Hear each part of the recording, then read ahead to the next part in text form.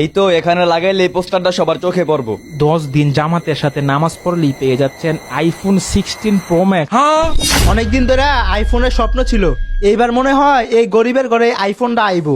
একটি বিশেষ ঘোষণা, আপনাদের জন্য এক আকর্ষণীয় অফার অফার অফার অফার 10 দিন জামাতের সাথে নামাজ পড়লেই পেয়ে যাচ্ছেন আইফোন 16 প্রো ম্যাক্স। এই সুযোগ একবার হারাইলে কিন্তু আর পাইবেন না।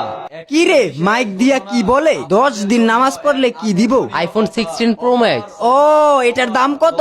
2 লাখ টাকা তো হইবই। কি কো 2 লাখ টাকা? তাইলে তো আমি আজকেই নামাজ পড়া শুরু করমু।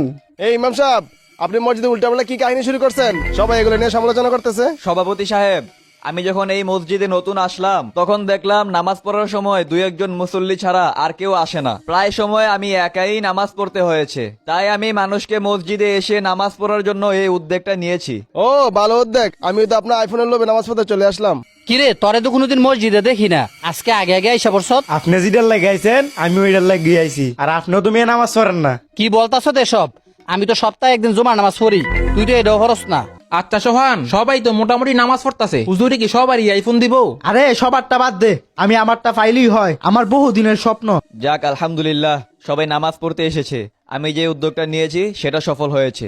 সম্মানিত মুসল্লি ভাইয়ারা, আজ থেকে 10 দিন আগে আমি আপনাদেরকে একটা ঘোষণা দিয়েছিলাম। কিরে হুজুরের হাতে কিছু নাই, আমাদের পুরস্কার দিত না নাকি? আরে না, হুজুরে মনে হয় ভিতরে রাখছে। আপনারা 10 দিন নামাজ পড়লে আপনাদেরকে আমি আইফোন 16 প্রো ম্যাক্স পুরস্কার দিব। আর আপনাদেরকে আইফোন দেওয়ার আগে আমার একটা কথা আছে, আপনারা যদি আজকে আইফোন না নিয়ে আরো 5 দিন নামাজ পড়েন তাহলে আমি আপনাদেরকে একটা নতুন প্রাইভেট কার পুরস্কার দিব। এখন আপনারা সিদ্ধান্ত নেন, আপনারা মোবাইল নিবেন নাকি প্রাইভেট কার নিবেন? তাহলে তো সবাই মোটামুটি গাড়ি নিবেন। আর আপনারা যদি মৃত্যুর আগ পর্যন্ত নামাজ পড়েন তাহলে আপনাদেরকে এমন একটি বাড়ি দেওয়া হবে যেই বাড়ির একটি ইটের কণার দাম এই পৃথিবী 70 বার বিক্রি করলেও হবে না। সেটা কোন বাড়ি জানেন? সেটা হলো জান্নাত, যেটা আল্লাহ তাআলা মৃত্যুর পরে ইমানদার বান্দাদেরকে দিবেন। আসলে হুজুর আপনি আমাদের চোখ খুলে দিয়েছেন, আমাদের আর আইফোন লাগবে না। আমরা আমাদের ভুল বুঝতে পেরেছি। আসলে আমরা সামান্য দুনিয়ার লোভে পড়ে বিশাল বড় আখিরাতকে ভুলে গিয়েছি।